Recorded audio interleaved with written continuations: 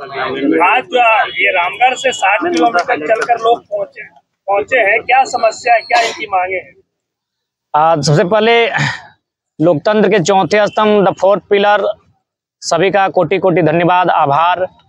आपके कारण आज हमारी आवाज़ जो माँ एक छोटे से गांव बूढ़ा खाप की थी, आज लगभग झारखंड की आवाज़ बन चुकी है।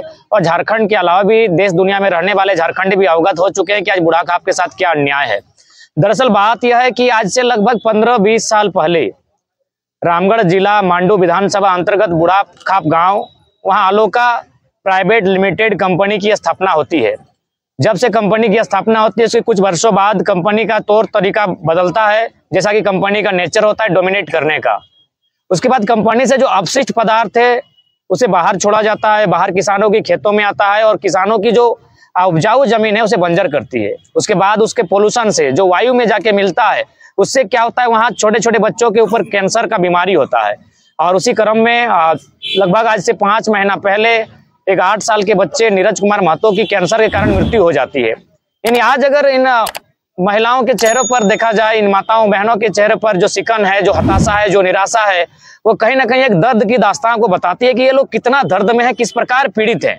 अगर आज राजभवन हम लोग आए, क्योंकि इससे पहले 7 सालों से आंदोलन चल रहा था और लगातार हम लोग डीसी रहे, विभाग रहे, विधायिका रहे, लगातार अपनी बात को रख रहे थे कि कंपनी को नियंत्रण में रखा जाए या फिर उसे प्रतिबंधित किया जाए। लेकिन हमारी बात इसलिए नहीं बन रही थी क्योंकि अंदर खानों से एक चर्चा है कि रोंगटा एक ऐसा शख्स है जो सरकार को बनाता है, बिगाड़ता है, उठा के बैठा देता है। तब हम लोग के पास तो कोई चारा ही नहीं बचा था कि जब वो सरकार को बनाता है, सरकार को बिगाड़ता है, तो विधायक और एमपी का कोई औकात ही नहीं उसके सामने।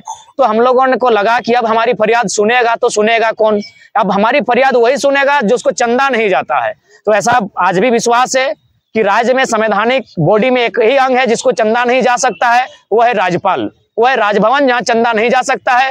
तो अब हमें लगा कि भाई राजभवन है जहाँ राज्यपाल महामहिम बैठते हैं, तो महामहिम तो मामूली आदमी नहीं है। मामूली व्यक्ति को खुश कैसे करेंगे? जब तक खुश नहीं करेंगे मुलाकात कैसे होगी? महामहिम को खुश करने का सवाल है। तब हमने कहा हम तो दर्द में नहीं, हम तो बीमार हैं, हम तो लाचार हैं और दर्द में जाएंगे महामहिम से मिलने। इसीलिए डिसीजन होता है हम लोग पैदल ही मिलने जाएंगे महामहिम से, गाड़ी घोड़ों की सवारी में नहीं, एसी के बस में नहीं और माने मर्सिडीज और 4 व्हीलर में नहीं, महामहिम से मिलने हम लोग पैदल जाएंगे। हम लोग दर्द में हैं और दर्द के साथ जाएंगे और महामहिम को अपने दर्द की दास्तान को सुनाएंगे।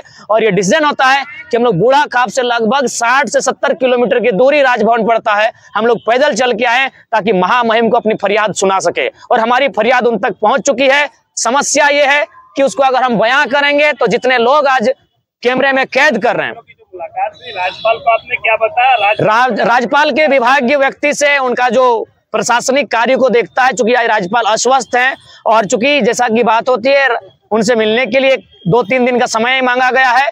2-3 दिन की जो समय होगी अवधि, उस दरमियान हमारी जो 5-6-7 जो भी वहां से डिमांड किया जाएगा, हमारी एक टीम होगी और वो टीम उस समय आके राजभवन आके राज्यपाल के सम्मुख बैठकर अपनी पीड़ा को बखान करेगी और अपनी जो फरियाद है, अपनी जो मांग है कि जो अलोका प्राइवेट लिमिटेड कंपनी है, या तो उसे बंद करने के लिए आप प्रयास करें या फिर उसे एक पोल्यूशन का जो गाइडलाइन है उसे पालन करने का है, ताकि हम लोग कोई पशु नहीं है, पशु को भी मौत क्यों हो? भारतीय संविधान आर्टिकल 48 स्पष्ट कहता है वन्य जीव संरक्षण, यानी पशु की भी इस देश में मौत नहीं होनी चाहिए। हम तो मानव हैं, हम तो मनुष्य हैं, हमारी मौत क्यों होगी? एक 3 साल की बहन आई है, अगर आप देखेंगे तो आपका दिल पसीज जाएगा, वो भी कैंसर से पीड़ित है। एक 3 साल की बहन इस आंदोलन में आई है, वो भी कैंसर से पीड़ित है।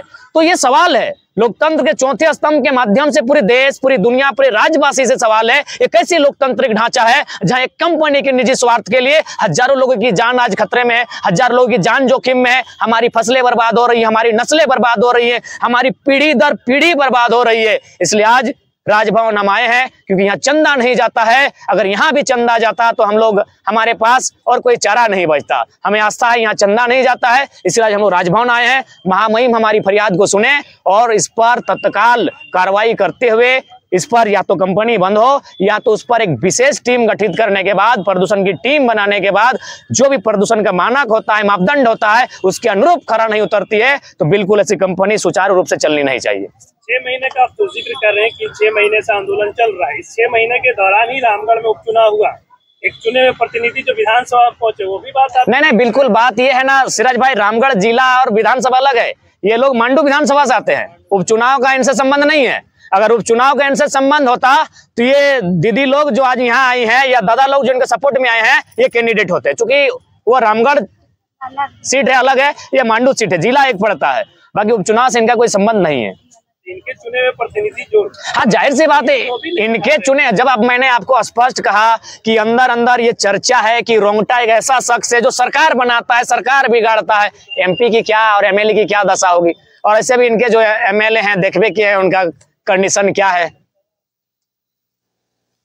नेक्स्ट सवाल। तो दादा अंतिम विकल्प क्या रह जाता है इन ग्रामीणों का जो इतने शोषित? राजभवन आए हैं महामहिम, अंतिम विकल्प महामहिम को तीसरा नेत्र खोलना चाहिए और हमारी फरियाद, हमारी दर्द, हमारी पीड़ा से अवगत होना चाहिए। आखिर क्यों हम लोग क्यों मरेंगे भाई? राजतंत्र में भी लोगों को मरने की आजादी नहीं है, तो लोकतंत्र हम क्यों मरेंगे?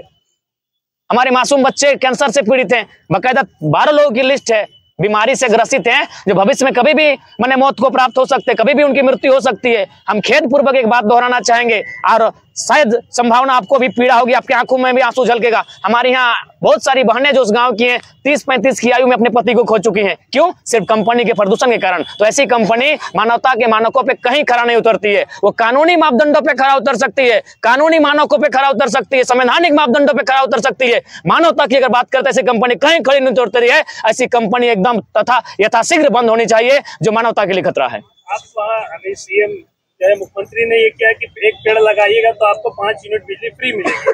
वहाँ पे कई जिस तरीके से वहाँ से वीडियोस आए कि चिपको आंदोलन के तर्ज पे महिलाएं वहाँ पे प्रोटेस्ट कर रही है, कितने पेड़ों को काटने के वहाँ पे कंपनी तैयारी कर रही है?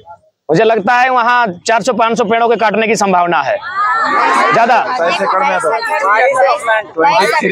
तो ये तो दीदी सीएम का अगर इस तरीके ये तो करीबन 1 लाख से ज्यादा पेड़ हो गए कर देंगे, दूसरी तरफ हजारों, अगर सुनिए माननीय मुख्यमंत्री जो बयान दे रहे हैं कि 5 पेड़ लगाओ 1 यूनिट बिजली फ्री, तो उस हिसाब से मुझे लगता है बूढ़ा खाप की जो दीदी लोग आई हैं इनके पास 4 गो पावर हाउस होना चाहिए।